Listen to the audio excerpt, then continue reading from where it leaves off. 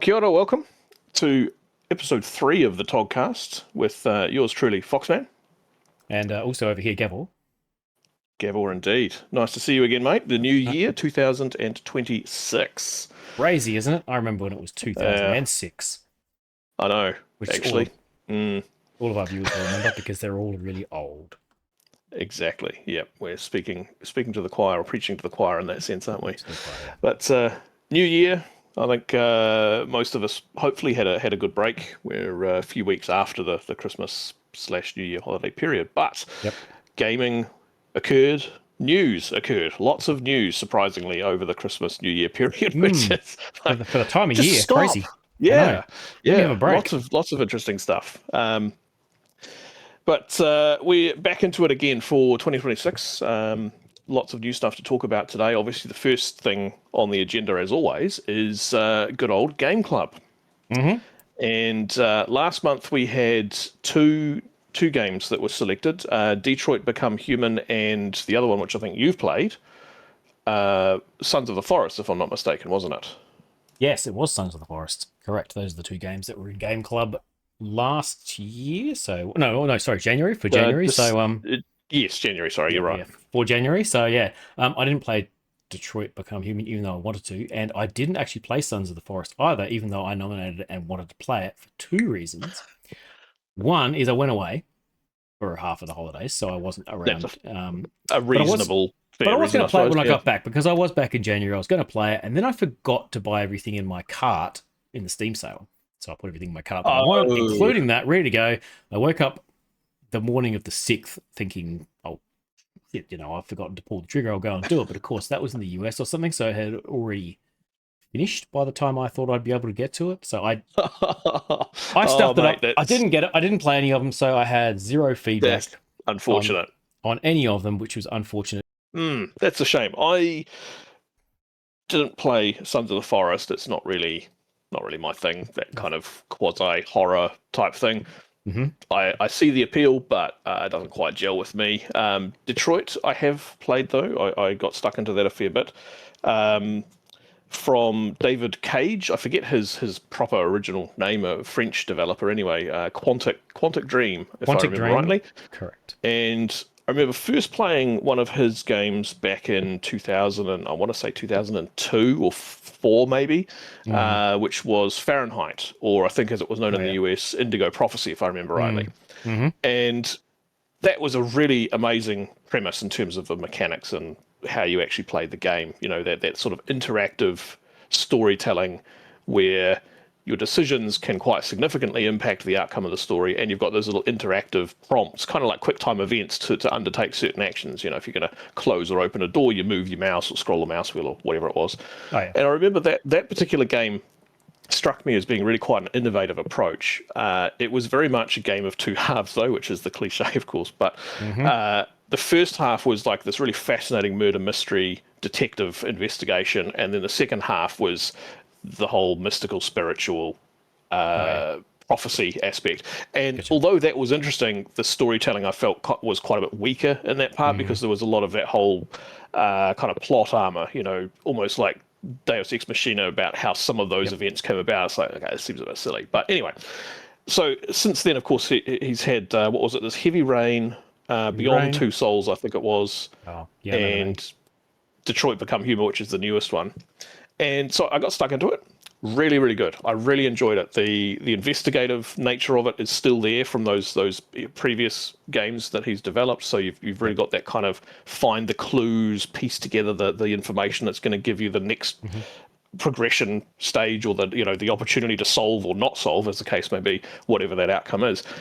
The main beef I have with the game is the goddamn camera. Oh my god, just really frustrating. And I don't know if it's better on console, but the Yep. PC version is supposedly enhanced for PC, so works perfectly fine on mouse and keyboard.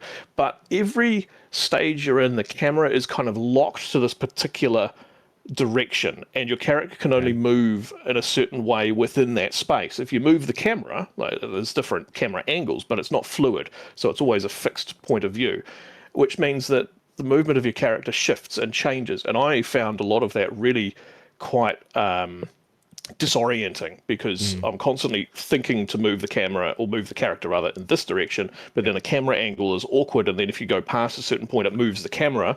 And to me, who suffers from motion sickness in certain games, it started to trigger that bloody nauseous feeling. And at that point, I was like, okay, I have to stop, because if I continue, it's just going to get worse. So I had to play it in small bites, but I haven't finished it. I think I'm about halfway, 2/3 of the way through, perhaps. Highly, highly recommend it from a storytelling perspective. It is really quite fascinating. Explores some really interesting themes around humanity, sentience, what it means to have a sense of identity or being, so to speak, which is kind of common, I think, through all of his games. It's very much a thread that he likes to tug on. But the camera was, do better, David Cage, do better. Yeah, it's funny because I've heard that, and when you describe it, it reminds me of really old school Alone in the Dark. You remember that one with the camera that changed angles every time you went to a different room? So you'd be walking down here, and then the camera would change, and then you're walking up here. Exactly that kind of phenomenon. And it feel, I don't quite understand why they think it's a good way to do it, because it always feels disorienting. You especially if the movement of your character changes direction depending on which way the camera is facing. So left is now right and right is now left. Like, fuck off, give me consistency, god damn it. But that aside, you should be thankful he didn't instigate tank type controls where you've got to turn the character. Yes, that is very true. That would not have been good. Well, I didn't play it, but it did look kind of cool, and I've played some other like your detective-y type games. Not them. I've never played any of his games, so I couldn't comment on any of it. You know, let's move on to the next game. So, Sons of the Forest, we probably can't say a lot. I don't know if you've got the other reviews by a couple other people who did play it at TOG.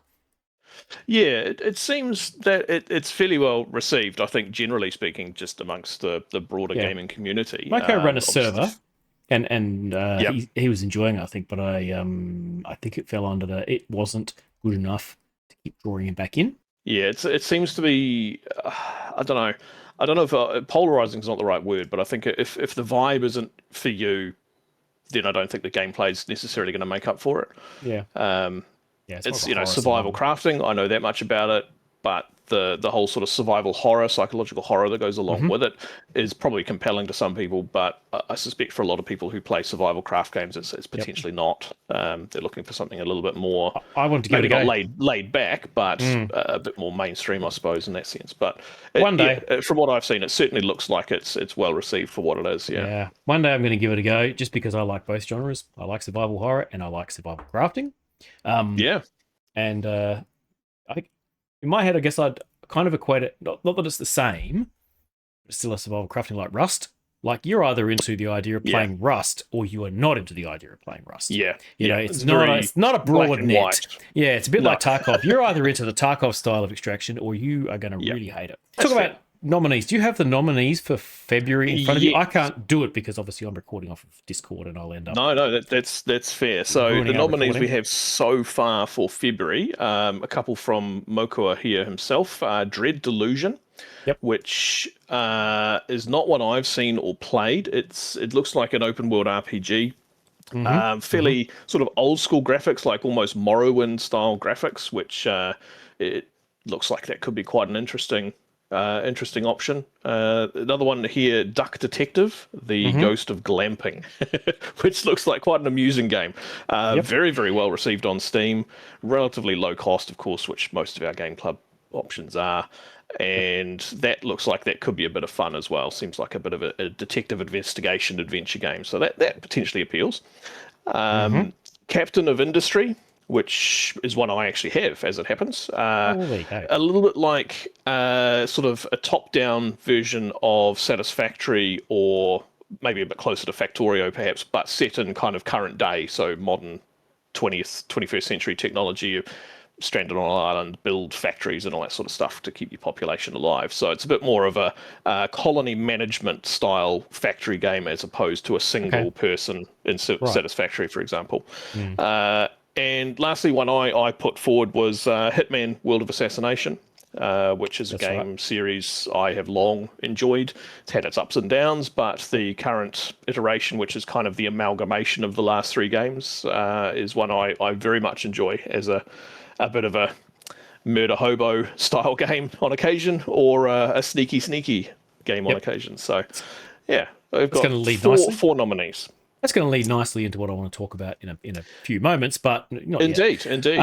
I haven't played any of those games, so I'm actually keen to play like any of them. I think what I'm most interested in would be Hitman. I played a lot of Hitman, right back from the very original. I played it when it first came out. I loved the original Hitman and the first sequel or two, and I just gradually dropped off of the series over the time because it went from very focused areas where you could achieve what you needed to achieve in a multitude of ways, but it was quite contained, so it was easy to work your way around. It took you a few hours to work out what you need to do. You could go a bit crazy and kill everything if you wanted to, but it obviously did really encourage you to have the perfect hit where you didn't get detected or anything. You're in and out, knew what you did, and you did it even from afar. By poisoning or having some sort of booby trap that went off. Something. Some sort of accident, like an accident. So they were great. What was it, like a silent assassin or something that you got if you accomplished that? And that's great. So I am interested in that. Like I said, I dropped off a little bit because the levels got extremely large, and you ended up playing them for many hours. Because I either want to play one way, or I'll either set out with the idea that I'm gonna be fully stealthy, which takes forever, or I'm going to go in there and go guns blazing, which wasn't really encouraged. So you'd end up being in the mission stealthing your way away for hours on end. I don't know. It just turned me off a little bit. I can understand that. It's an interesting transition with that series. Like I like you, I really enjoyed the first iterations of Hitman. Blood Money, I think, which was one of the sort of mid ones. I think that was the peak of the series, of the original series. Absolution, I think it was, which was the follow-on, was a little bit weak in comparison. I think that's when I stopped playing. Mostly, quite possibly. I played the one called Hitman, which came out. They brought another one out just called Hitman, which was in the last 8 years or something. Something like that. Yeah, that's the last one I played, and the one that I felt, man, it's just taking me forever to drag my ass through these missions. So I stopped. I just gave up. Yeah, and that's fair. I mean, so World of Assassination basically is that game, Hitman, the most recent kind of soft reboot, I guess, and then Hitman 2 and 3 all amalgamated into one title. And depending on the version of the game you buy, and the purchasing of the game is fucking convoluted and stupid. But if you have all of it, you basically have all three games in one package, which is really cool. You've got so much content, it's ridiculous, but a lot of those missions are very, very large maps with some very, very complex interactions of targets, people moving around, different little stories that happen within the mission that give you opportunities to open up new ways of finding or dealing with your particular target. I really enjoy it. I would say so far I probably spend about 40 minutes to an hour on average per mission. That's not a lot. But that's obviously not completing everything. You have to run the mission multiple times to complete all of the little challenges and little scenarios and things, which is great because that gives you more reasons to go back and try it a different way. Plus, there's all of the additional content outside of the campaign, which is around elusive targets, as they call them. They're sort of special contract missions that feature celebrities, like you've got Sean Bean, Eminem's in there, Scarlett Johansson, I think, is one of the most recent ones. There's a bunch of different celebrities. Jean-Claude Van Damme. So these are people you could go and hunt down in one of these maps, basically across all of the three games. So yeah, it's very, very well done for what it is. But if you're not so keen on the massive, expansive missions, then it may not land so well. They're reasonable time frames, 40 minutes to an hour. There's no problem with that. You could easily spend longer if you wanted to, but I've never really felt the need. Yeah, okay. Yeah, look, I may have just been a bit burned out on the whole concept when I stopped playing. But, quite possibly, and that's totally fair.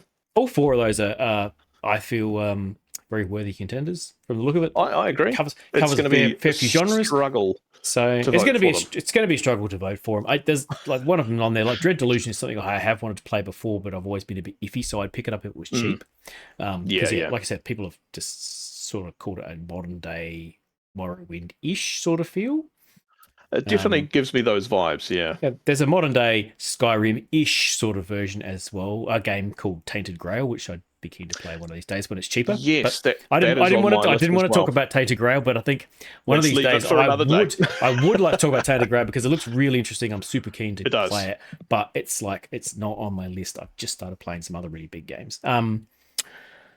yeah, so that's, I think it's going to be, we'll park that one. We'll park that for the moment. It's going to be a great, I think it's going to be a great month in February, and I am definitely going to play at least one out of the 2 games that we choose. Definitely, yeah. I'm going to struggle to pick 2 to vote for, to be honest, because all 4 of those I think are very interesting contenders. Well, possibly not Captain of Industry because I've already played it. You've already got it. No, but I've got plenty of them, so I'm quite interested.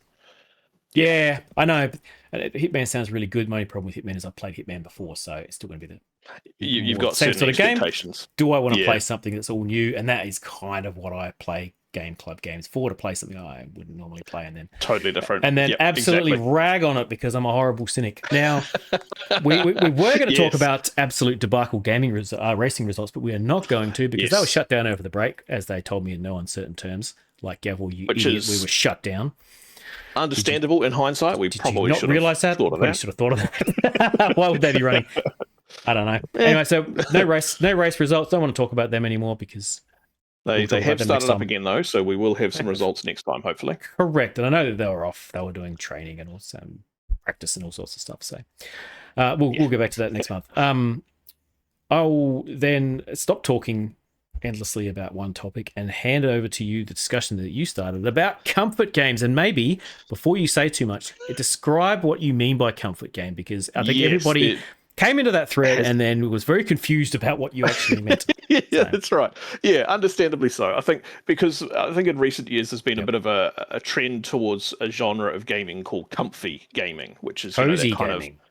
Cozy gaming, comfy gaming, very gaming. Sort of wholesome, warm, and low impact type of games. Stardew Valley is probably a good example of that. It's sort of like a lifestyle game rather than mass murder and all that sort of stuff.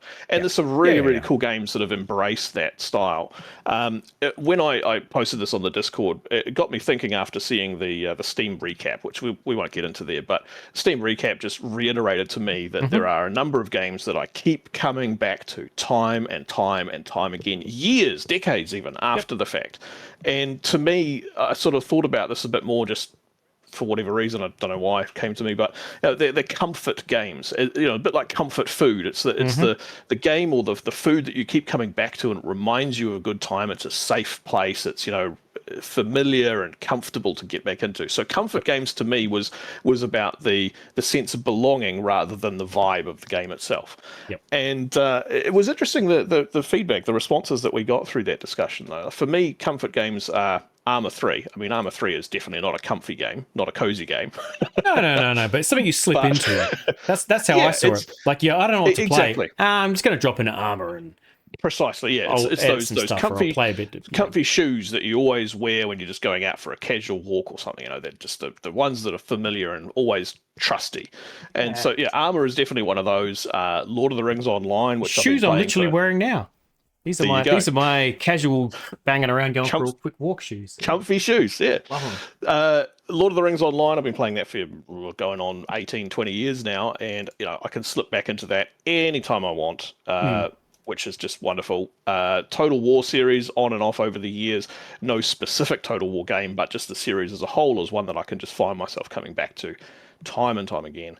And weirdly, maybe to some, I'm sure there are others out there who will probably recognize why these games are on my list. Euro Truck Simulator and American Truck Simulator. I want to drive, but I don't want the stress of racing. I want to get into a sim and sit in the sim rig and be surrounded by the screens and the sound and everything, and just cruise. And it's just great. Sure. It's just a nice, relaxing way to wind down. So comfort games to me are very much those sort of games which you can just fall back into at any time. And we had some really interesting discussions around that. Some people, I think you sort of made the comment, you don't really come back to particular games necessarily. You're not over a long period. Around to different ones. No. Yeah. Not over a long period. I can't look back and go, geez, in the last 15 years, I'm always playing X game. I could go, in the last 15 years, I've played a lot of this, and then I stopped. Yeah. A lot of this, and then I stopped. And then a lot of this, and then I stopped. Like at the moment, I play a lot of War Thunder, but one of these days I'm going to get up and go, fuck War Thunder, and uninstall it and never play it again. That's right, yeah. I'll be done. Exactly. Yeah. Yeah. Yeah, in amongst those comfort games, there's dozens of other games that I've played and sometimes come back to. Other times, one and done, and that's it. But some other comments. Bardock mentioned Path of Exile. 1 and 2. Now, again, Path of Exile is a game I know a lot of people have played for a long time. And I think that's another great example of that style of game, which you can just fall back into. Yeah. Guild Wars 2 was mentioned several times. Another MMO. Yep, MMOs are big, obviously. Exactly. Yeah, obviously a really easy way to jump back in, particularly with Guild Wars 2, because you don't lose that vertical progression. Which is, interesting. Some people didn't really have a particular game or sort of feeling of that, which to me, it was like, I never really thought about it in those terms, but I get it. Not everyone's going to think in the same way. Of course, it's that whole projecting, right? I think I'm not going to claim to be a psychologist, but I feel like it's a little bit of a divide between people who do play MMOs a lot and really get stuck into an MMO and people who don't. I don't like MMOs. Not enjoyed an MMO since Ultima Online, and even then I only played that for a couple of years before I went, that's enough, Ultima Online. And I've played a few MMOs on and off as time's gone on, but not many. There's a type of gamer who likes playing maybe only 5 or 6 games, full stop.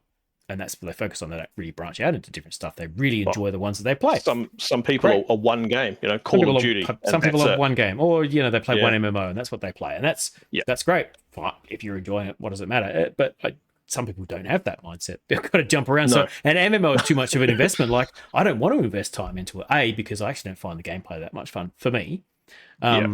And B, I'd have to invest so much time into it. I hate grind. I hate grinding games. It grinds my gears having to do grind. I can understand that. Yep. Unintended. 100%. So I just don't do it. Like in War Thunder, I don't feel it's grinding though, because I enjoy playing with the tanks that I've got. I don't care about them upgrading after a certain point. Like, I'm not fussed about getting up to high BRs. I honestly couldn't care less. We keep playing the same BRs, and we've got the vehicles maxed out, right? We just keep playing in them almost every nation. Fun. Almost every nation, I've got the band of the BRs that I enjoy, so it doesn't feel like a grind. So it's a bit different. So, but so for me, I struggle to play those games where you're just doing the same thing over and over. But I know plenty of people who love it. Diablo is another good example, right? Diablo, Path of Exile type thing. People who really get into them at the seasonal stuff and the online stuff. To me, it feels like they're doing the same thing over and over again, but to them, it's not. That they love going back and the familiarity, and I don't want to speak for everybody who does it, but having spoken to friends who play it, that's what they really enjoy doing. They just love going back and seeing what's new, but having that familiar stuff that they can. It's funny you put it that way, because when I look at the games that I have on my list, for example, the only one that kind of fits that profile would be Lord of the Rings Online. But even there, to me, I have a range of characters. I've been playing it for 18 years. I have a lifetime account, which means I don't have to worry about whether I'm playing it or not. I'm not losing money, so to speak. But the thing I love about that, and because of the fact I have that lifetime account, is that I can just drop in whenever I want for a few weeks, and then I'm like, whatever, walk away from it again. And Arma 3, a lot of people will just look at Arma on the surface and go, oh, it's a shooter, military game. Cool, whatever, you're just always going to be shooting stuff. But the angle of it that I really enjoy is the diversity, the sheer scale to which you can do a really, really tiny little scenario with 2 or 3 people or just on your own to, full-scale armies fighting it out across an island. It's the same thing over and over again, but it's always different, if that makes sense. I'm kind of along the similar lines with you in terms of the grind. Like, I've played Diablo, I've played Path of Exile, but that constant repetitive going back and doing the same content again, but at a harder difficulty, that in particular doesn't appeal to me. So I don't tend to play those games, whereas the other sorts of games I play, the comfort games I like are ones where I've got diversity. I've got a range of options within that little confine, if you like. So for sure, it's interesting the diversity of thought around it. Yeah, that's exactly right. That's just they're my feelings about two sides. Obviously, you've got a slightly different angle. Other people are going to have their own thoughts on it, and their own. They're listening right now, going, "Fucking hell, you got no idea what you're talking about." Yeah, well, and fair enough. In most instances, I don't know what I'm talking about, and that's all good. It's all about the hot takes. But so feel free to comment, down below after you've liked and subscribed, etc. Like to subscribe. Yeah, that's right. We only listen to see some more comments on that. Yeah. There's a spreadsheet. We've got all the TOG members in the spreadsheet, and we mark against them who subscribe to the podcast and hasn't. And we no interest in your opinion if you haven't subscribed. None at all. We know. Delete we know your who's comments. Getting coal. Cole next Yeah. Christmas. We won't delete your comments. We love you all. No. We love you. No. Awesome. I yeah. would be keen to see some more comments on that, because I think that it's an interesting an interesting sort of topic to think about. I agree. Not in a great philosophical sense, but just that No. that idea that certain games are our homes in a way. Yeah. Yeah. No, I like it. Bit of engagement on that. So yeah. let's you had one you wanted to mention as well, which of course kind of ties in with Hitman, as we were talking world's longest segue from from Hitman way back 10 minutes ago to Sniper Resistance, which I've been playing. So I've been playing Sniper Resistance. I've never been into sniper games. So the background here, and I won't go on about it too much, but background here is I've always hated the sniper games. And the reason I've always hated the sniper games is because they felt like they were specifically made to be sadistic. Because you were trying to kill people in the most horrible way, and then it would give you a slow motion kill cam of their head exploding or their lungs flying out. And I didn't sit well with it. Even though the people you were shooting were Nazis, it felt like very much like like murder porn in some. Even though they were kind of that Mortal Kombat grotesque victory type thing. And the problem is, I've had friends who are German who had relatives who fought in World War II who were not Nazis. They were just regular people who ended up in the army, and they. Some of them, their grandparents were killed in the war, and they have no idea what happened to them. They're just regular people. So that kind of put me off. Just the glorification of the killing. I can understand that. Yeah. Right. So that bit just put me off. But when I started playing this one, I went, right, I want to play Sniper Resistance because I'd heard so many good things about it. You can do the invasion part. You can play it multiplayer. And I'm keen to play it multiplayer sometime. I think we've got a sort of half agreement to play one of the earlier ones together at some stage. Yeah, I haven't got Resistance yet, but I have got the previous one, so we'll see how we go. The previous ones are generally pretty cheap, so I'll pick it up one day. They're really, you can turn all of that off. So I don't know if you can turn it off in all the older ones, but in Resistance, you can turn all of that off. I've got no kill cams, none of that sort of stuff. To be fair. No slow-mo stuff. When I shoot someone, they just fall over a bunch of pixels, off in the distance. Nice. As God intended with computer games. So I've been enjoying it. So I don't want to bang on about it too much, but it does feel very open worldy. There are some missions, and there's only 11 of them, I think. 11? I've lost count already, but whatever. There's only a certain amount of missions, but I've spent up to 4 hours in some of the missions. So wow, some of them are massive, big maps. Whole cities, countryside. Big villages or big areas with multiple buildings or multiple ways of getting to places. And there are more than one way. It's sort of more than one way to achieve all the different objectives. And each map has multiple objectives, like the main objective, maybe a secondary objective. There's always a go find this exceptionally bad Nazi guy and kill him in an inventive way. And if you kill him in a very inventive way, you get a weapon unlock. So you spend time planning and pulling off all of these different things in the way that you want to do it. You can go balls out, guns blazing if you want, or you can just rat around and snipe everything from various different angles. And there's lots of weapons to unlock and lots of attachments. There's all that like fiddly, crunchy gun stuff that I enjoy. And I haven't even got into playing it multiplayer. At some stage I'll play it multiplayer with someone, co-op the missions. And I haven't even done invasion stuff. I've watched I've seen lots of cool videos of people doing invasion mode.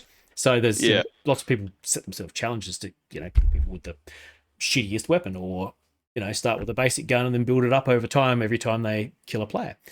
So there's a lot of interesting content that people have generated out of it. And I guess the reason I enjoy it, because I can just pop into the mission. It almost feels like it's like a cozy shooter for me. Like it's that feeling of I can just pop in and just rat around doing things at my own pace. And I'll sometimes, you get up in the morning before anybody else gets up.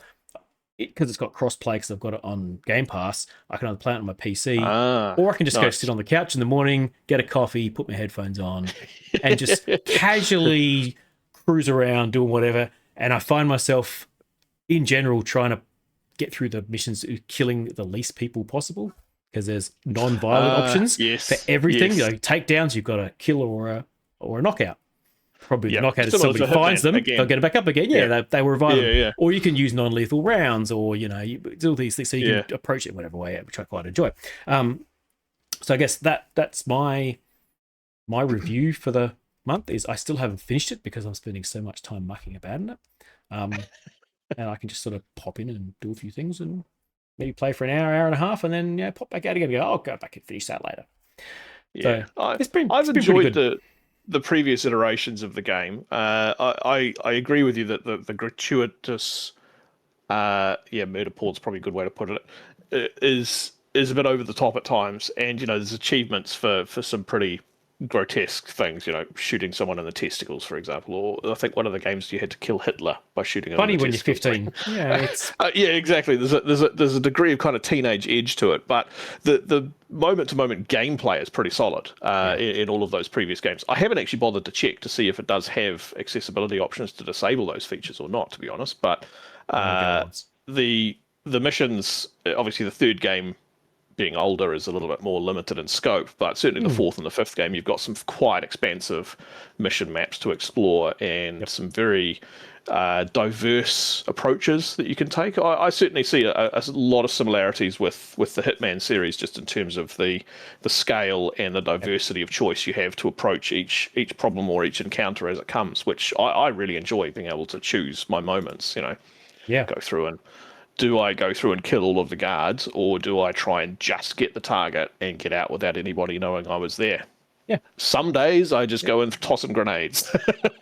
Some days I've got the shotgun, and sometimes I've got the silence weapon. Yeah. Exactly. Depends on my mood. Yeah, 100%. Yeah. So I'm definitely keen to explore that one at some point, and certainly some co-op I think would be good fun. Definitely. Yeah, be something fun to talk about in the future. I'm going to tack on 30 seconds of something else I started playing. Game Pass suddenly released all of these decent games in the last into premium, not into of Ultimate. Course, yeah. No one pays for Ultimate because Ultimate's bullshit. But they released it into premium, which was nice. So there was things like Death Stranding came back, Resident Evil Village was added, Space Marine 2 is coming. Like Space Marine 2 is coming, and something else got added, which I installed. Blueprints, which I only realized why it's called Blueprints the other day. Puzzle adventure game. The puzzle adventure game, yeah. And I only realized why it's called Blueprints the other day. I actually played a demo of it once, and I was like, I don't know why they call it Blueprints. That's a really weird thing to call it. And then I recalled playing it, and I'm like, oh, that's right. That's the game where you put down blueprints. And I went, oh, dumbass. Anyway, that's why it's called Blueprints. There it is. There you go. So nice. I am as dumb as I look. However, what I did actually start playing yesterday morning, so I thought, man, I'm going to go back and play this. I'd played a little bit before, was Death Stranding. And I struggled to get into Death Stranding in the past because it's fucking weird. It's a, Kojima game, and his games are their own thing, right? I've never really enjoyed what is it, Metal Gear? Very much Metal before? Gear, yeah. I've never really enjoyed those games. 5 was it, the Phantom Pain? Yeah, which is Phantom Pain. I've tried world, so hard to enjoy those games. Yeah. I've tried lots of different ones, some of the PlayStation ones, some more recent ones. I haven't played Phantom Pain though. Struggled to get into it. Death Stranding, I found slightly like an interesting premise, but I found it impenetrable for a while, so I gave up. Yesterday morning, I'm like, I'm gonna get through the cutscenes. Like there's 10-minute cutscenes. I'm gonna push through the cutscenes. Right, I'm gonna play it on the couch where I can just sit back and put the controller down. And I found it really well paced. Like the whole reason why it's so slow and has all the cutscenes at the beginning is it's a really dense game with lots and lots of different mechanics and ideas and things you can do in this open world, right? And what it's doing is pacing the introducing each one really slowly, so it's as part of the story. The next thing happens, and now you can do this. The next thing, and now you can do this, and now you can put this down, and now you've got these things. And there's still heaps of stuff that I can't do. Easing you into each, almost like a really extended tutorial kind of thing. It is. It's almost like the whole game feels like a tutorial. So I've probably played 8 hours of it, or maybe not 8, maybe like 5 to 6 hours of it, right? And I'll finish something, and then now you can do this, by the way. Like, and it'll be a big thing. Like, and now suddenly you can build bridges, and suddenly you can, it's great. The pacing is really good, and it's really, I think it's hard to sell to people because it sounds boring as shit. Like, what you do is move packages around and and deliver stuff and bring things online and build bridges and put stuff up. But it's I'm not going to talk about it anymore because I might save it for when I actually finish it and I can say what I actually thought about it. But it's obviously a very popular game. A lot of people who play it is a very really popular enjoyed game. It. I think I've finally pushed through the part of the game where a lot of people would give up. Where they go, this is not for me. This is fucking weird. Probably when they got the baby in a jar, that's probably where a lot of people went, what the fuck is this all about? I'm not playing this. Yeah, which is where I gave up last time. So, see how we go. But it went from I better give this another go before I finally give up on it because it's back on Game Pass to I've got up the last 2 mornings in a row and have had to stop myself from playing further. because it's one of those compulsive games where it's like one more thing. I'm just going to do one more thing. Yeah, I just want to put this thing down. And anyway, you know what? I'm compulsively talking about it. Like it's I think one that's fun to talk about too. It's got its hooks into you finally. But now I'll let you know how it turns out. So let's move on to one you want to talk about, because you want to talk about Hytale. Hytale, yeah, which is odd because I've got almost no interest in Hytale for a really specific reason, in that it looks like another Minecraft clone, and the last like 15, 16 years is littered with Minecraft clones that have gone nowhere. It is. So I totally agree, and I can completely understand your sentiment there. Hytale, to me, is a game I'm not overly interested in it as a game. I'm more interested in it because of how it's come about. What's happened? So tell us the more interesting aspect of it. Tell us what's happened. So yeah, you're right. Hytale is on the surface a Minecraft clone. I think it started development back in about 2015-ish, and was quite heavily hyped for a good many years as being the replacement, if you like, for Minecraft, you know, the next big thing in that whole sort of survival crafting type genre. And it was building a huge amount of hype around it. They even had their own, I think they had originally spun off from a private server that was developed by the company that then went on to develop Hytale. Yeah. So, you know, sort of started its roots in Minecraft. It was supported or financed, I think, by Riot Games for quite a long time. And then fully acquired by Riot, if I remember rightly, in about 2020, mid 2020-ish. And it was formally announced, I think, in 2018. So it had been in development for quite some time, and then was announced and then acquired by Riot Games. Okay. Anyway, Riot Games went on to fund it for several years, but in June 25, so June of last year, it was announced that it was being cancelled after a decade of development and millions of dollars of investment, which was quite a shock to a lot of people. It was obviously a very, very well perceived game, because it didn't exist as a playable game necessarily, but a lot of people were looking forward to it, and then all of a sudden, bang, rug pull, gone, which was quite a shock. So that made some pretty big waves, and obviously behind the scenes other things have been happening. So in November of last year, one of the I think it was one of the original developers, or the original people involved in it at least, announced that they had reacquired the intellectual property rights for it. So that was kind of like, oh, wait on, there's some hope here. And sure enough, it was reacquired in full, brought back into a private development team. They have continued working on it for the last sort of 6 months or so, and it went into early access in January of this year, just 10-ish days ago. I haven't played it, but we have quite a few guys in the guys and gals in the TOG crew who have been playing it. Feedback seems to be pretty good. Yeah. And some of the features that it includes, which appeal to me as somebody who runs and has run game servers in the past, the fact that mods are all server-side, meaning players don't have to install mods before they connect to the server.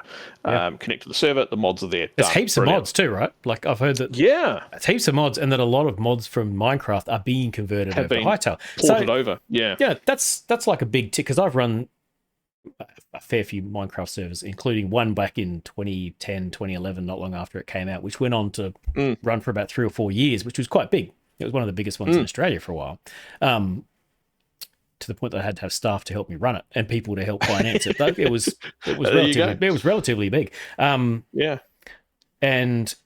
like it sounds, unlike a lot of other ones, like it's got legs early and people are still keen to get into it. And a couple of toggers are playing, like V-Trek is playing, and seems to be really taken with it, and it has a server, and some other people have been jumping on and joining into playing on that. And obviously feedback's been really positive so far. And people, absolutely. They're still playing. So it'd be like maybe a week. How long has it been? Yeah. It's been roughly, I think it was about the 12th or 13th, so not quite 2 weeks. Yeah, a couple of weeks. It's already had a couple of updates, I believe, since then, which have included not just fixes and things, but also some new features, which is, new content, which obviously for an early access game, having a decent cadence of product releases before the big 1.0, and also not having an early access for 7 years, 15 years, whatever, cough projects on board. There's a limit to how long an early access game can really retain interest, and 100%. we see that time and time again, as you say, with all those Minecraft clones that have come and gone over the years. So this one does, as you say, look to have legs. I think it potentially does have some sticking power here. Sure. It seems to be just a sort of, I guess in scope, a bigger, better, polished Minecraft. I might give it a try at some point, probably closer to release, but at this stage, I'm just keen to sit back and kind of watch how it progresses, because its story of development and subsequent revival, cancellation rather, and subsequent revival is quite a rarity in the gaming industry. And it's nice to see that passion project come to life. That's right. People obviously saw, those who were making it could see that the potential it had, and they didn't want to let it go. They really wanted to get it out there. And I've read some of the features that are in over Minecraft. Some of them sound, like just great quality of life features. So much like you had those quality of life things that were in Arena Breakout that we loved over Tarkov. Exactly. Sounds like Hytale has that same thing. That's all people want. A new game that's not too groundbreaking, but just makes it all work so much better without having to mod the shit out of it with third-party. It is interesting you say that, though, because I'm just looking here. One of the Minecraft lead designers has commented on the similarities between Minecraft and Hytale, expressing that the two games should be more different, and stating that he would, quote, rather just play Minecraft. But he also goes on to say that Hytale is very polished and expressed his desire to play it in the future. But it's interesting. There is definitely a very, very close correlation between the two games. So yeah. And will it keep people on board, or will they just play for 6 months and then go back to good old Minecraft? That, I think, is what remains to be seen. But given the hype around it, we may well be looking at just a nice alternative to Minecraft. For maybe another Arc Raiders, right? Although Arc Raiders is its own thing, but everyone thought Arc Raiders would come along and then disappear within a few months, and it's still crankin'. Yeah, you're right. That has proven after so many extraction shooters. We're getting a little off topic here, but it's a similar kind of theme, isn't it? The number of games that have come and gone through early access, and then you just need that one that captures the lightning in the bottle that previously existed with only Tarkov or PUBG or whatever. Numbers on Steam at the moment, or in the last 24 hours. Counter-Strike 2, surprise, surprise. Of course. Dota 2, surprise, surprise. Of course. Arc Raiders. I mean, that's massive. You can't argue with that, right? Like, that's huge. That's not just people love this type of game. This is like people have flocked to it and stuck with it type numbers. Like, it's popular across many cross-sections of gamers. Exactly. And considering the time since launch, a lot of those games will have a really, really high peak, and then it just craters within the first few weeks or month afterwards. This is now, 3 months on, give or take. Numbers are the same. The numbers are very similar. It's showing it's got the staying power, which I can't show the graph, amazing. But yeah, absolutely, no. It definitely has. It has. It's a bit of a weird one. It's been chopping up and down lately. But anyway, I didn't want to talk about Arc Raiders, but it's obviously still going. Great guns. It is. It's going well. Yeah. Those who really love it are stuck with it, and that's a lot of people. Yeah. So. Yeah, absolutely. And it may well be that Hytale finds itself in a similar position. It's not on Steam currently, so we don't have any real clarity over numbers. Yeah. But in future, it will be coming to Steam. I think they've confirmed it will be. They just don't know when. But we'll see. Yeah, watch the space. I just think it's a fascinating look at what happens when a game potentially dies and then gets revived again, and still manages to capture that hype that it had before launch, before it was cancelled. So many other times, if that was to happen, it would just disappear. It's a rarity. Plenty of people have faith in their project, only to release it to 50 players. Exactly. Yeah. Anyway, unfortunate. We'll watch this space, of course. Yeah. I expect we'll come back to it when we jump in ourselves and have a look directly, see what it's like. 100%. Yeah. Well, look, we've made our way to the opinions and hot takes section.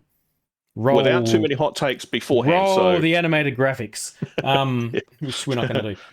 Indeed. Okay, so I mean, this has been and will continue to be a bit of a theme in the TOGCast. AI in its current iteration is let's be blunt, it's a bit shit. Right, for a multitude of reasons. Mm-hmm. And some of those reasons are what we're going to talk about now. Last episode, of course, we talked about the memory shortage, memory production, RAM, VRAM, DDR, etc. Flash memory basically being consumed by AI data centers, and Micron, which the Crucial brand, I think it was, exiting the market consumer market altogether, which is, I think, something like 30% of the market production just gone. And obviously the other companies will hopefully fill the gap. I saw news recently from Gamers Nexus. I haven't watched the full video. It's an hour long, but a sort of a semi-documentary on the rise of certain Chinese manufacturers looking to fill the gap and produce some memory of their own, which is a good, bad thing. Who knows? We'll have to wait and see. Are they doing it to capture the AI market, or are they actually trying to get into the consumer market in some way? So that could well be a bit of a light at the end of the tunnel. But on the back of that memory, we now have reports of NVIDIA deciding to cut GPU production for 2026, in some cases by up to about 20%. And the reason behind this, of course, is that they are looking to focus on AI processing. And I don't know if you or anyone who's watching / listening may have seen some of the keynote address from Jensen Huang at CES, along with multiple other big names, of course. And for anyone who watched or listened to it or looked at any of the reporting around that, you would have seen that basically the entire thing was just AI. There was virtually nothing for consumer except for some notes that they released on their website, not in the keynote. So his entire shtick was just harping on about AI. So it is abundantly clear, and you can look at the numbers behind it, the finances from NVIDIA. They do not care about consumer market because it is a drop in the ocean for them. Tiny for them. Tiny. Yeah, exactly.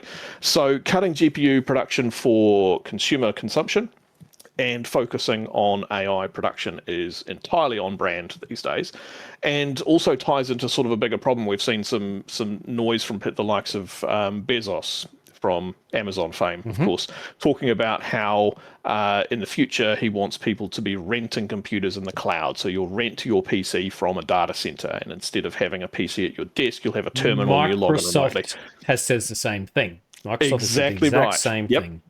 And of course, NVIDIA already have their fingers in that pie with the likes of GeForce Now, I think they call it, which is their gaming streaming service, And this raises a whole bunch of really complicated and frankly very worrying questions around ownership of technology and accessibility of technology for home users, and effectively just another rent-seeking opportunity for corporations. So cutting production, RAM limitations, increasing cost of hardware really starts to put the squeeze on home computing and makes that whole rental approach a lot more appealing, whether we want it or not. So the next, 5 to 10 years could be a bit tumultuous for the likes of PC gaming as we know it. We all buy a Steam machine. Yeah, well, I mean, Steam Machine is potentially a green flag in amongst a sea of red flags, because that, of course, is hardware you own. I suppose the caveat to that is that you're tied to Steam. So, is that potentially an avenue that they lock you down with, or are they going to ensure, being a Linux-based operating system, presumably you have full access to it? I mean, you don't own the handheld. That would be my hope as well, that they retain that same kind of open access. Yeah. Some other hardware news which is related to that, but not strictly AI. But in a similar theme of cutting production, Samsung apparently have announced that they are halting production of SATA SSDs, which in and of itself, you kind of go, oh, wait, they're not producing SSDs. No, they're still producing solid-state drives, just not SATA solid-state drives. So like M.2 drives. So. Still going to the M2 format. So, we'll still get Samsung drives, but the lack of SATA drives will chop out a relatively affordable storage segment of the market, unfortunately. My PC, I've got a couple of M2 drives, one of which is NVMe for my OS, but then I've got 4 SATA SSDs, which just act as my storage / gaming drives. One of them is actually my recording drive. So they have proven to be, cost effective, still very high performance for what you need. But I've got the same setup. So I'm looking at my PC. I think I've got the same sort of setup. Losing Samsung from the market hopefully won't jack prices too much, but it will be a significant hole, which maybe the other brands will kind of jump into. I think, was it Kingston? You've got Western Digital, a few others that do good solid-state drives. But yes, it's interesting that the changes in hardware in the last 12 months have been quite substantial, and I suspect we're going to see quite a bit more to come. So let's talk about stuff that does impact toggers, particularly in New Zealand, and then we'll circle back to your Cyberpunk VR, and that is That is the fact that every EB, electronics boutique, they come at a GameStop, whatever it is, right? It's GameStop, in the that's US, right. it's Yes. GameStop. They're all shut. Yes. They're all gone. All the ones in New Zealand are gone because Yep. New Zealanders didn't know how to manage their stores or something. I don't know. You tell us what went on because I've never been to a New Zealand EB. No, fair enough. Funnily enough, I used to work at EB many moons ago when I was at university, and I worked there for a couple of years. And even back then, you could see that the company was, again, not treating staff particularly well. Coming back to the previous conversation, same reasons, but. They've sort of limped along, I guess, for the better part of 10 years or so. Obviously, as physical gaming stores sort of died a slow death, and digital purchases became the norm, and in many cases the preference. They shifted into a lot more pop culture type stuff over here. So your Funko Pop type things, your toys and your accessories and your merchandise, T-shirts, posters. They still stocked a small, reasonable range of hardware, peripherals, headsets, controllers, that sort of thing. Mice and keyboards. And they had obviously their pre-owned section, but it's a far cry from when I worked there and you walk into an EB Games and 80% of the walls were covered in games. And 10 years later, I walk into an EB Games and 20% of the walls are covered in games, and the rest of it is all just... Most of it's gone now. Yeah. Most of it's gone. It's very, very different to what it was. And earlier this month, pretty much 2 weeks ago, they announced that they were... proposing, this is how it always goes, they were issuing a proposal to close all New Zealand stores, but they stressed that it hadn't yet been decided and it was a proposal.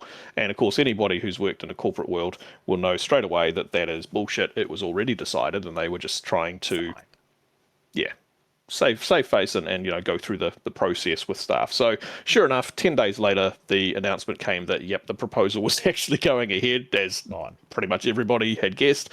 And end of this month, I think it is, they will all be gone. And as you pointed out as well, that's also having a bit of an impact in Australia, but not directly linked. They are separate companies, but Australia is not exempt. Well, they're separate regions, obviously. They're still come under the same overall company. It's still part of what New Zealand would have been part of, But separate companies owned by the umbrella. Yeah, they've said that it's not going to be so. It's not got anything to do with New Zealand, but obviously they're closing down stores because they're probably rationalising what they're doing. But the difference between New Zealand and Australia is that the Australian EV brand has remained profitable, and it's always been profitable. Well, as far as I know, it's always been profitable, and it's one of the few worldwide, if not the only one worldwide, that is actually possible, including in the US. Like GameStop is closing heaps of stuff. Like they're just not profitable. Like Australia hit on, either we've got the market for it, or we hit on the formula early on. And it's been happening here for a long time, where they sell a lot of merchandise. The stores have been full of merchandise for a really long time here, and they really quickly. Anybody who works in an EB or has worked in EB in Australia can chime in the comments, because I have not. I only tell you what I've observed and read about.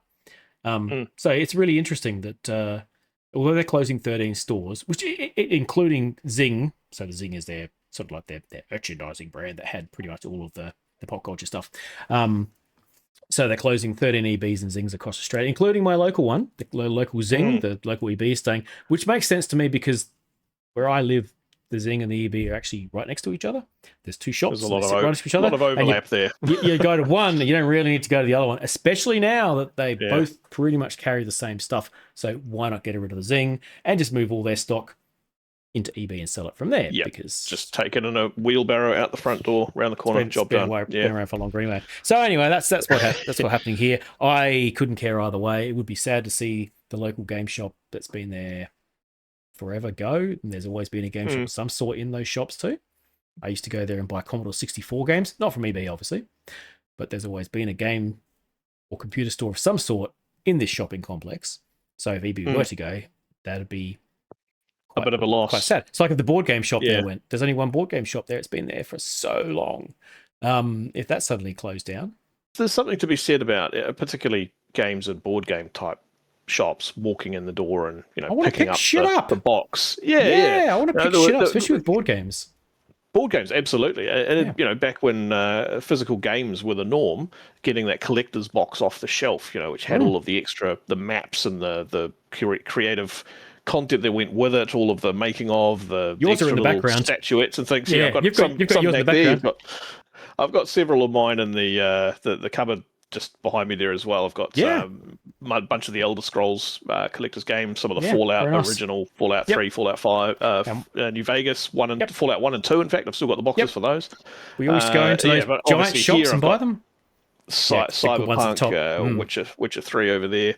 I love that stuff. I don't buy collectors stuff very often anymore. I haven't for a long time. I didn't. I just like having the original games. Cyberpunk are probably the last two, but walking into a shop and picking up a box off the shelf and having a look at it, turning it over, and then they had the little the folder covers where you'd open it up and it was all of that extra pictures and screenshots and content on the inside. And you're like, oh, this is cool. Half-Life 2 was one of the first ones I remember having one of them. It was, yeah. I kind of miss all of that. I love the convenience and obviously the lower cost of digital buying, but at the same time, there was just something kind of special about being able to walk into a midnight release. It also went away gradually as well, like I found, because you had the big boxes, had all the manuals in it, and they started paring them down, and eventually the Half-Life 2 box was about this big, and had next to nothing in it. And then they went to the CD/DVD cases, where you could just buy the plastic case. And that's right. I didn't give a shit about it. I threw all them out. Like, no, they were not interesting at all. So they kind of went, and then digital came along, and we just stopped buying physical, and the physical media was kind of shit by then anyway. So I don't think anyone cared until a little bit down the track where you go, oh man, don't you miss having the boxes? Particularly around when you have questions around digital ownership and, do you own your games and all that sort of thing?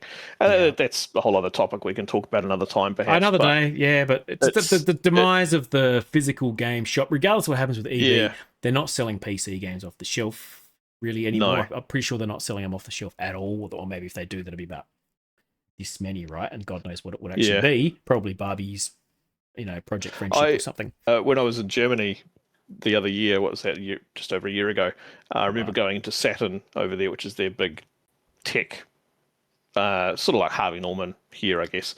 And I remember they had a massive section for CDs, which amazed me. I was like, wow, holy shit, this doesn't exist back in New Zealand. And they also had a whole big section of gaming, which had boxed PC games. And of course, there's that meme about German PC games being like, Forklift Simulator and Warehouse Unboxing Simulator and all that sort of thing. And sure enough, a large section of the games there were those style of work type, simulators, which I had to laugh internally. I was like, man, this is just so typical. I can see where the meme comes German. From. Yeah. But, it was fascinating to see that in Central Europe, at least, physical PC games are still very much a thing. Which surprised me because I assumed that the digital transition that we saw here in New Zealand and Australia had largely affected everywhere, but clearly that is not the case. Make Europe great again. Careful. Cyberpunk VR mod. Got digital media copyright striped. That's right. This is a funny one because, as you well know, and I think I've mentioned before in the previous episodes, I don't do VR because I physically can't do VR. I love the idea of VR, and I'd love to be able to do it, but my body brain is just like, nah, not for you, mate. So, modder called Luke Ross has his own kind of series of VR modifications that he's released for a whole range of games. I think it's about 20 or 30 different games. And recently, he, instead of having them free with a donation option, he paywalled his VR mods. And CDPR, developers of Cyberpunk 2077, were of the opinion of absolutely fucking not. So they DMCA'd him and demanded he take it down. They said to him, if you offer this free with a donation option, no problem. We're happy with that. And he refused. He was not willing to make them free. He claims that that's too much hard work, but from analysis I've seen from a range of people who are much more versed in the VR scene than I am, that claim is complete horseshit because there are other free alternatives available, not so much for Cyberpunk perhaps, but in a similar capacity to what this guy Luke Ross has made. And he effectively has thrown his toys out the cot now and removed all of his mods. So instead of just doing the simple thing of making them free with a donation option to placate CDPR and their legal team, he's decided to throw all his toys out the cot and issued a statement a couple of days ago. I'm not going to go through it because it's very long and very tedious and very bullshit. Basically playing the victim the whole way through. Whether he comes back or not, who knows? I would be very surprised if he doesn't. I've seen reports of him having done this in the past with Grand Theft Auto 5. Okay. And a takedown notice from, I think it was in relation to his Red Dead Redemption mod. And on the back of that, he also took down GTA 5, even though it wasn't actually part of the takedown notice. So he seems to have a bit of a reputation of being somewhat fly off the handle / knee-jerk to a situation which really didn't need to happen in the first place if it wasn't for the fact that he was just chasing coin. It's a very problematic situation because you get one side of the camp where, modders should be compensated for their time. It's like, well, yes, okay, but it's their time that they're choosing to spend on this. It's not actually their job, or at least it shouldn't necessarily be their job. And if it is their job, then they should be creating a company and going through it in the proper process of... But a similar situation arose in the truck sim community a couple of years ago with individual called Snowy Moon, who released a modification that effectively added DLSS and a few other NVIDIA buzzwords to the truck sims, which have a very, very old engine and is constrained by performance issues on modern hardware. Anyway, he released this mod, which was fantastic. It worked really well. Full credit to the guy. He's a clever dude. He produced a mod that does amazing work, and he released it. It was free for 6 months. And then all of a sudden, he pulled the rug and paywalled it. And his excuse or his rationale was, I always said it would be free for 6 months, and if donations were enough, it would stay free. But the enough was never defined, and so, of course, any value is not enough as far as he's concerned. And he turned it into a subscription model, which, again, had massive backlash from the community. But he, as so many of these people in that situation, they just cannot see the other perspective. They cannot see, why don't you want to pay a subscription? Because I want to pay one fee and that's it. I have the content. Well, if you do that, I have no incentive to develop it. Well, then don't sell it. It just don't frustrating. Yeah, frustrating contradiction in ideas and a real clash of ideologies in terms of how modding and accessibility to modding should be treated in the gaming industry. And you and I, we're from the era of mods being very hacky, very, Wild West and free and kind of that culture of experimenting and all the rest of it. This idea of hustling and earning money from it is very much a kind of antithesis to what I personally, at least, see modding as being. I get it, but I see modding as people adding things into the game that they wanted to be in the game, and then they share it with the community. Like, hey, I made this because it's going to be really good. It turns out really cool, so I'm going to share it with everybody else. Absolutely. Some people spend a lot of time working on mods, and I get it. They hundreds of hours, thousands even. They might be going, why can't I be compensated for my time? Yeah, honestly, not being involved in the modding scene personally, I've used a lot of mods all the time. I'll use mods for anything, but not being involved in the scene, not really making my own mods. I don't have a strong opinion on this one, which I know is an odd thing for me to say out loud because I typically have an opinion on anything. But this one I don't feel like I do. Like, I can see where everybody's coming from.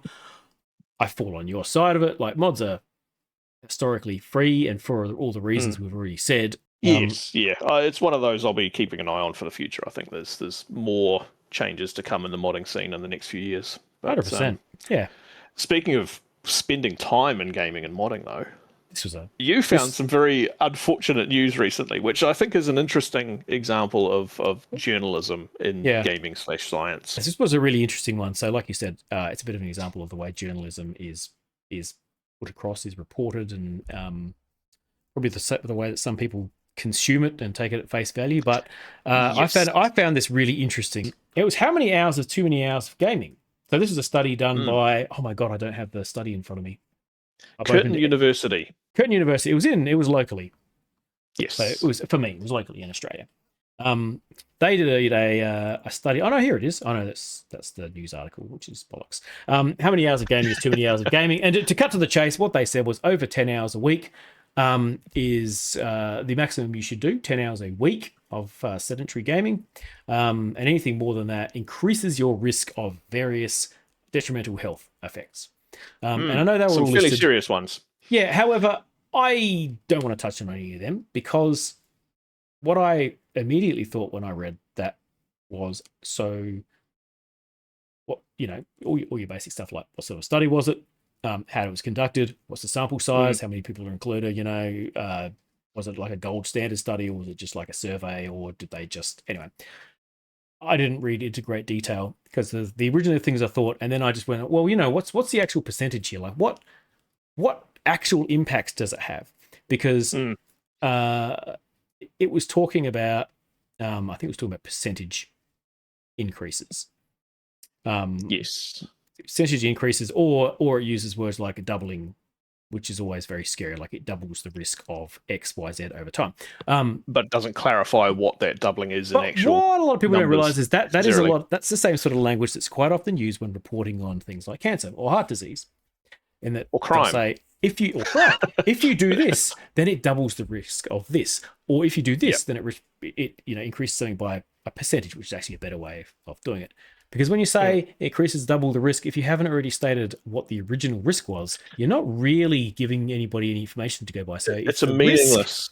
If the risk of me, the baseline risk of me getting a brain tumor is 0.0001% over a certain amount of time, and I'm making this number up, and then you say if you sit down and play more than 10 hours of computer gaming, it doubles that risk. That means fuck all to me and my chances of survival. What it does mean is something that is relevant to the large population. So you take the 8 billion people or whatever we've got now, and you extrapolate that number out, you have a very real risk, a measurable change in the risk, which is what people who are planning for forward planning for like medical services needs to know. Yeah. Exactly. It's doubling the risk, so therefore you could probably realize, it's extra amount of patients over a certain amount of time after a certain age. But for you and I, it increases the risk not at all.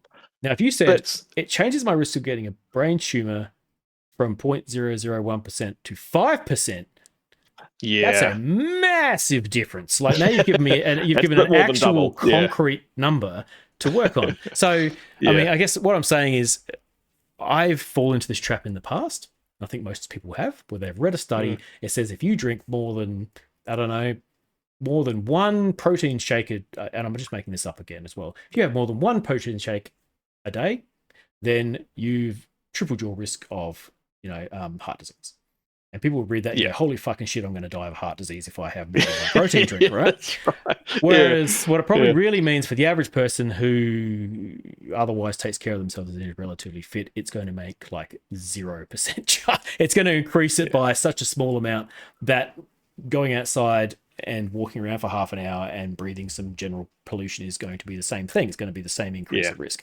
Again, it can all add up, but it's kind of irrelevant. And that's how I read that study. I went, okay, so if I spend more than 10 hours a week playing and it doubles my risk of getting whatever they were talking about, and I'd love to get the stats out and talk about them maybe somewhere else, that'd be actually quite interesting. But to me, really, I don't think it matters at all, because when I'm not sitting here doing this, I am not off just eating. Like, I don't sit at my table and eat junk. I'll sometimes sit and play and game and have a few beers. That's probably the worst thing I do while I'm sitting around gaming. But when I'm not doing this, I'm generally doing stuff away from my desk. I'll be out doing sports, or I'll be out doing some training. I'll be out going for a walk. I'll be doing chores around the house. I'll be out with the family. This is just like one other thing that I do. So if I were to spend 20 hours a week gaming, I would not lose a lot of sleep over it. So I guess that was my takeaway. It's an interesting one, because you did right. That it's the difference between an individual's risk profile versus a population's risk profile, and these sorts of studies can only ever look at a population, because you can't draw meaningful. You can't draw meaningful conclusions from an individual on the basis of this study. But the other aspect of it that I found interesting, which kind of undermines the whole thing, in the sense that the article that you originally linked was very much how much video gaming is too much. It was very much aimed at the population, so everybody. But the actual study was conducted on university students only, with a median age of 20. And the context there, I think, is really quite critical, because it's not looking at the whole population, the whole demographic. And as we well know, the average age of your gamer these days is probably closer to 30, 35-ish, I think, maybe. It's definitely a lot older than 20 anyway. But the lifestyle of a university student is so very different to your lifestyle or my lifestyle now. And I think the context around this study is really quite critical, and the article in particular completely missed it, because they're not talking about the gaming risk for the entire population. They're talking about the gaming risk of a certain demographic within a certain age range undergoing a certain life stage in a very specific criteria of stressful environments, where it was saying things like what was it? Affecting diet, sleep, and body weight. Now, if you're a university student and you're committed to your studies, some aren't. I know I wasn't for a little while, but when you're actually committed to your studies, you're either studying, at lectures, working, or in New Zealand and Australia, probably struggling to buy food to eat anyway. So your diet is kind of fucked to begin with. Your sleep is kind of fucked to begin with. And then you go and play games to get out of all of that. And here's the study saying, well, don't play games more than 10 hours because you're going to kill yourself. Totally didn't say that, though. I find it totally didn't say that, of course not. No, it didn't say that at all. I just find I found that the reporting in general very, I won't say it was malicious in intent, but very deliberately, or not deliberately even necessarily, but just completely ignored the context, or didn't really explain the context around this particular group of sample people that were selected. And that, I think, is really critical. In addition, as you've already quite rightly pointed out, around the framing of risk factors on an individual versus a population basis, and actually defining numbers that you can work with. Doubling of a percentage is meaningless if they don't give you what the original percentage is, as you said, Yeah. Is it 5 to 10%? Is it 5% to 10%, or is it 0.5% to 1%? Because one of those things is problematic. The other is kind of, who cares? And so I find that this was a very interesting example of science journalism, which I've long had an issue with, where the headline says blah, the first paragraph of the article then actually contradicts it or explains that actually the premise in the article is wrong. And there's a particular law describing, the journalistic law describing, that if a headline has a question mark, the answer is usually no. But of course, the intention of the headline with a question mark is to make you think, yes, it's a problem. And we already know most people read a headline and don't actually read the article. And so framing the headline in such a way to elicit that initial response without properly providing the information is problematic in general. But when you factor that in to a science environment where journalistic journalistic quality around science journalism is shite, so much of the reporting you see around scientific studies is just nonsense, because they don't properly understand how to convey that information. And you go and ask the science team, the people, the authors, and they'll give you an explanation, but that explanation is not fit for consumption for the average population. And having that interpretation between the two is something that is severely lacking in our media. So we end up with articles like this, which miss the context of the study. Yeah, sometimes it's hard don't properly convey the information. Correct. Yeah, exactly. Sometimes it is hard to explain. It is hard to explain. There's not always a black and white answer, right? Or it's a different. It's a set of a giant table full of numbers, which is a big nuanced answer or set of results, which for the general public they're not interested in. They want black and white, yes or no. Summary. What does it mean for me? Yeah, what does it mean for me? And look, and I'll leave you with this, because I don't have a lot to say on the topic.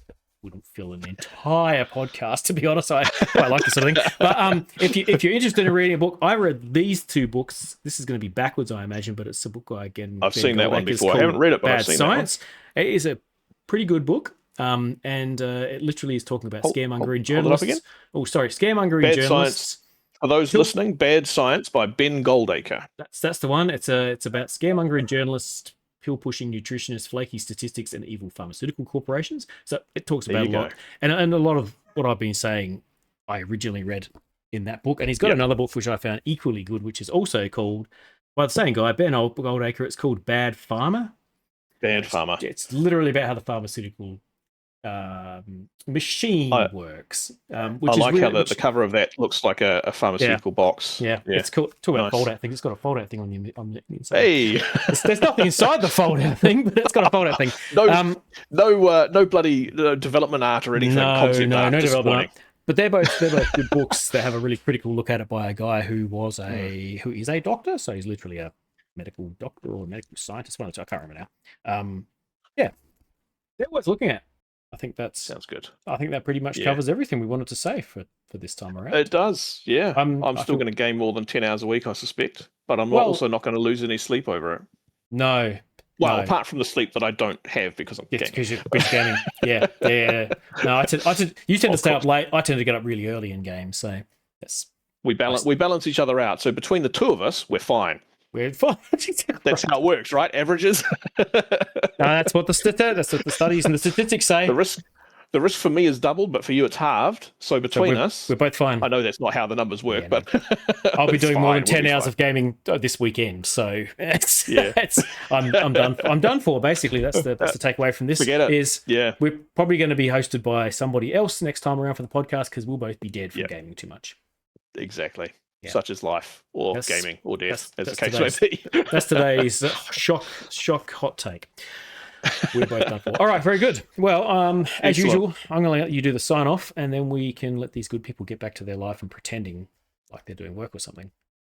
Yes, indeed. Well, as always, thank you to everyone who has watched the video on YouTube, listened on your preferred podcast platform.